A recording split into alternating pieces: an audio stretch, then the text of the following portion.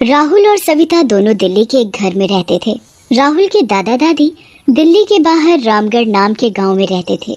वो अक्सर राहुल और उसकी पत्नी सविता को गांव आने के लिए फोन करते रहते थे, पर राहुल काम की वजह से कभी उनसे मिलने गांव नहीं जा पाता था। एक दिन गांव में राहुल की दादी की तबीयत बहुत खराब हो जाती है। राहुल को फोन करके बुला लो, मुझे उसकी बहुत याद आ रही है। हाँ, मैं अभी राहुल को फोन करता हूँ। राहुल के दादाजी राहुल को फोन करते हैं। बेटा राहुल, तेरी दादी की तबीयत बहुत खराब है, वो बस तुझे ही याद कर रही है। लो, उनसे बात करो बेटा।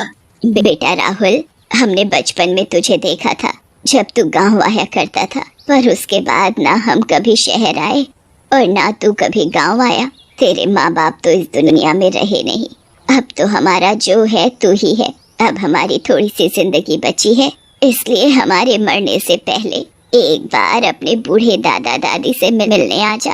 ऐसे मत बोलो दादी जी, हम हमेशा आपको याद करते हैं। आपके साथ बिताया हुआ बचपन मैं कैसे भूल सकता हूँ। माँ बाप के बाद अब आप दोनों ही तो हो। आप चिंता मत करो, मैं आज ही ऑफिस का सारा काम करके रात को गांव के लिए निकलता हूँ। ठीक है बेटा। राहुल सविता को दादी की तबीयत के बारे में बताता है। आपको जाना चाहिए, मैं तो अपनी प्रेगनेंसी के चक्कर में सफर नहीं कर सकती, पर आप तो जा ही सकते हो। हाँ सविता, मैं सोच रहा हूँ कि आज रात को ऑफिस से सीधा गांव चला जाऊँ। हाँ, ये सही रहेगा। राहुल ऑफिस चला जाता है, पर ऑफिस में काम करते करते उसे बहुत देर हो जाती है। रात के करीब 12 बज जाते हैं और तभी राहुल की बीवी का फोन आता है। हेलो राहुल, क्या हुआ? इतनी देर हो गई है, गांव के लिए कब निकलोगे? बस निकल रहा हूँ, ऑफिस में आज बहुत काम था। ठीक है, आप ध्यान रखना और गांव पहुंचकर फोन करना। राहुल ऑफिस से निकल कर अपनी बाइक स्टार्ट करता है और गांव के लिए निकल पड़ता है। राहुल करीब 10 किलोमीटर ही आगे निकला होता है कि तभी उसकी बाइक बंद हो जाती है। ओहो, अब ये क्या आफत आ गई। राहुल चेक करता है तो पता चलता है कि बाइक में पेट्रोल खत्म हो गया है। ओह शिट, इसमें तो पेट्रोल खत्म हो गया। मैं भी कितना भुलक्कड़ हूँ जो इतना जरूरी काम भूल गया और इसमें पेट्रोल ही नहीं डलवाया।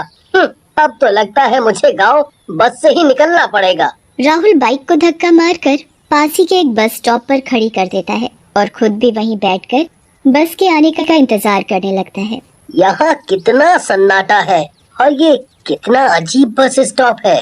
राहुल इस बात से बिल्कुल अनजान होता है कि वो एक भूतिया बस स्टॉप है और वहाँ सालों से कोई भी आता जाता नहीं है। राहुल को वहाँ बैठे हुए 10 मिनट ही हुए होते हैं कि तभी एक बस वहाँ आकर रुकती है। उस बस में से एक कंडक्टर नीचे उतरता है। कहाँ जाना है तुमको? जी, वो रामगढ़। वहीं जा रहे हैं, आकर बैठ जाओ। पर मेरी बाइक यहाँ खड़ी है, इसमें पेट्रोल खत्म हो गया था, इसलिए मुझे यहाँ खड़ा करना पड़ा। पर मैं इसे ऐसे यहाँ छोड़कर नहीं जा सकता, तो क्या इसे ऊपर रख सकते हैं? कंडक्टर एक हाथ से बाइक उठा लेता है और उसे बस की छत पर रख देता है। राहुल उस कंडक्टर को ऐसे बाइक उठाते देख हैरान हो जाता है। हे भगवान, ये आदमी इतनी भारी बाइक एक हाथ से कैसे उठा सकता है? कंडक्टर बस के अंदर चढ़ जाता है और राहुल को अंदर बैठने को बोलता है। राहुल जैसे ही बस में चढ़ता है तो देखता है कि बस में ड्राइवर और कंडक्टर के अलावा कोई भी नहीं है। राहुल चुपचाप जाकर एक सीट पर बैठ जाता है। राहुल के दिमाग में अभी भी वही बाइक वाली बात घूम रही होती है। तभी अचानक पीछे से आवाज आती है। सबसे पीछे वाली सीट पर दरअसल एक चुड़ैल बैठी हुई होती है और वो बस भूतों से भरी हुई होती है। भैया, जरा बस को रोक दो, मेरा स्टॉप आ गया है। जब मैं इस बस में चढ़ा था तब तो यहाँ कोई भी नहीं था, तो ये पीछे से किसकी आवाज आई? राहुल बहुत डर जाता है, पर उसकी बिल्कुल भी हिम्मत नहीं होती कि वो पीछे मुड़कर एक बार देख ले। चुड़ैल धीरे धीरे चलकर राहुल के पास से गुजरती है और तभी राहुल डर के मारे अपना मुंह खिड़की की तरफ कर लेता है। उसके बाद जब वो खिड़की के शीशे में उस चुड़ैल को देखता है तो डर के मारे उसके पसीने छूट जाते हैं। हे भगवान, ये मैं कहाँ आ गया? अब मैं क्या करूँ? हाँ, अब बस मुझे हिम्मत रखनी होगी और चुपचाप इसी बस में बैठे रहना होगा। बस रुक जाती है और चुड़ैल बस से नीचे उतर जाती है। उसके बाद राहुल को तो थोड़ी राहत मिलती है, पर उसे क्या पता था कि उसके पीछे पूरी बस में भूत और चुड़ैल बैठे हैं। राहुल मन ही मन हनुमान चालीसा पढ़ने लगता है और सोचता रहता है कि वो इस मुसीबत से कैसे निकले। राहुल आंखें बंद करके बैठ जाता है, पर तभी पीछे से एक भूत उसके कंधे पर अपना हाथ रख देता है। राहुल की झट से आंख खुल जाती है। वो अपने कंधे पर एक हाथ देखता है जिसके बड़े बड़े नाखून होते हैं। अरे भाई, क्या थारे पास बीड़ी मिलेगी? राहुल और ज्यादा डर जाता है और एक बार भी पीछे मुड़कर नहीं देखता कि किसने उसके ऊपर हाथ रखा हुआ है। हे भगवान, मुझे बचा लो। क्या हो गया भाई? तने जवाब ना दिया है? एक बार जरा पीछे न मुड़कर तो देख ले। नहीं नहीं, मेरे पास कोई भी बीड़ी नहीं है। अच्छा, तो अब मैं क्या पीऊंगा? थारा खून। राहुल अपने कंधे पर रखे उस भूत के हाथ को हटाने ही वाला होता है कि तभी भी वो हाथ अचानक खुद ही गायब हो जाता है। राहुल फिर ड्राइवर को आवाज देता है। अरे भाई साहब, ये रामगढ़ कितनी देर में आएगा? जब इस बस की सारी सवारी उतर जाएंगी तब तुम्हारे रामगढ़ का बस स्टॉप भी आ जाएगा। आखिर कौन और कितनी सवारी है इस बस में? मैं जब बैठा था तब तो यहाँ कोई भी नहीं था। और ये ड्राइवर ऐसी बातें क्यों कर रहा है जैसे इसे सब पता है? कहीं ये भी तो कोई भूत नहीं है? राहुल झांक कर ड्राइवर की शक्ल शीशे में देखने की कोशिश करता है। राहुल का शक सच में बदल जाता है जब वो शीशे में ड्राइवर के चेहरे की जगह एक भूत का चेहरा देखता है। मतलब इस बस में सभी भूत हैं, कोई भी इंसान नहीं है। मैं कभी भी इस बस से निकल भी पाऊंगा या नहीं? एक काम करता हूँ, सविता को फोन करके उससे मदद मांगता हूँ। राहुल सविता को फोन मिलाता है पर फोन में नेटवर्क ही नहीं आ रहे होते। यहाँ तुम्हारा फोन नहीं मिलेगा। अच्छा होगा इसे अपनी जेब में वापस रख लो। इसको कैसे पता चला कि मैं फोन मिला रहा हूँ? इसका मुंह तो आगे की तरफ है, तो इसे कैसे पता पीछे क्या हो रहा है? इसका मतलब तो यही है कि ये कंडक्टर भी एक भूत है। बोला ना, फोन अंदर रख लो।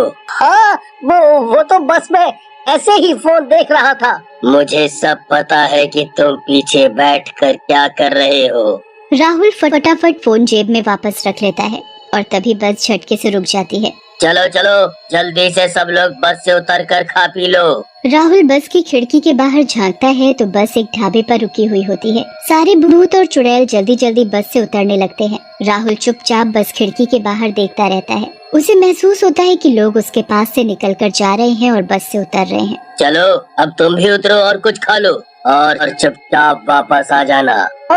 मैं बस जा रहा हूँ। राहुल को कुछ समझ नहीं आता और वो डरता हुआ बस से नीचे उतर जाता है। उसे वहाँ बहुत से लोग खाना खाते हुए दिखते हैं। सभी लोगों के खाने की प्लेट में कटी हुई उंगलियां, आंखें, हाथ और जाने क्या क्या रखा हुआ होता है और वो लोग मजे ले लेकर उसे खा रहे होते हैं। राहुल दूसरी तरफ देखता है तो उसकी नजर एक आदमी पर पड़ती है जो बड़ी सी कढ़ाई में कटी हुई मुंडियां तल रहा होता है और वो मुंडियां जोर जोर से चिल्ला रही होती हैं। राहुल वहाँ से भागने की सोचता है पर फिर उसे कंडक्टर की बात याद आ जाती है। राहुल चुपचाप एक टेबल पर जाकर बैठ जाता है। इस ढाबे में भी सब भूत ही हैं। मैं अकेला इन भूतों से कैसे बच पाऊंगा? अब तो ऐसा लगता है मैं कभी अपने गांव नहीं पहुंच पाऊंगा।